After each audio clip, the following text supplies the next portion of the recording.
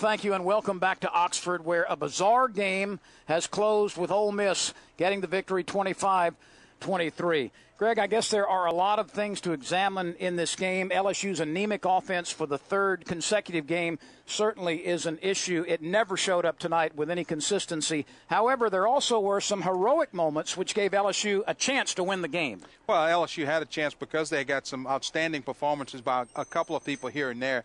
And the big thing was the offense didn't come to play tonight.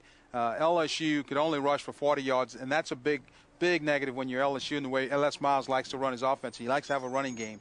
You knew that Jordan Jefferson coming in, he was hobbled, so you had to have a running game to take some of the pressure off. That didn't happen, and I think that led to some of the other offensive problems they had.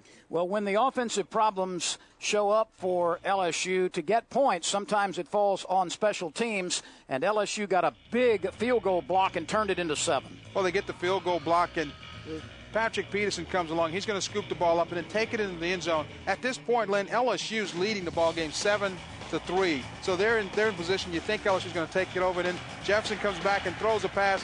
This is Ruben Randall, the young freshman, his first reception of the season. Then he catches another touchdown pass here. He caught 2 touchdown passes and 2 passes.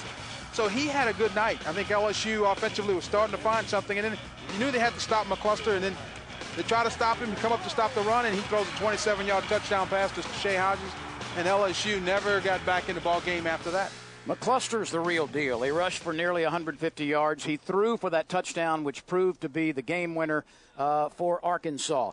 Still, with all that went awry, and there was plenty, LSU over the last 3 games offensively has been in the neighborhood of 250 yards total offense against Alabama, about that total against Louisiana Tech, 290 today. That's not enough to win close football games and against SEC competition. But, Greg, even there, the Tigers had that opportunity. Time ran out on them at the end. Remember, LSU had to spend a timeout after an illegal formation cost them early in the second half. Yeah, they had to spend a timeout there, and then they let a lot of time run off the clock on the third down in the final drive.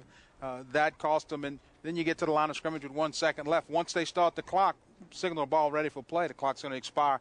Just really didn't seem really ready to take this victory. I think that's probably the best way to put it. They weren't ready to take this win away from Ole Miss. It was gut-wrenching, but there is one to go. And the Tigers, of course, will play on Saturday following Thanksgiving for the first time in a long time against Arkansas in Baton Rouge. And let's not forget, Arkansas beat LSU a year ago, and the Tigers have to get ready to play because Arkansas had a great weekend this weekend. They played the Mississippi State team and beat them handily. So they're going to come into Baton Rouge ready to play after seeing what Ole Miss did, saying, hey, we can win, and Arkansas still has a lot to play for. There will be plenty of footballs in the air when the Arkansas offense comes to Baton Rouge next week.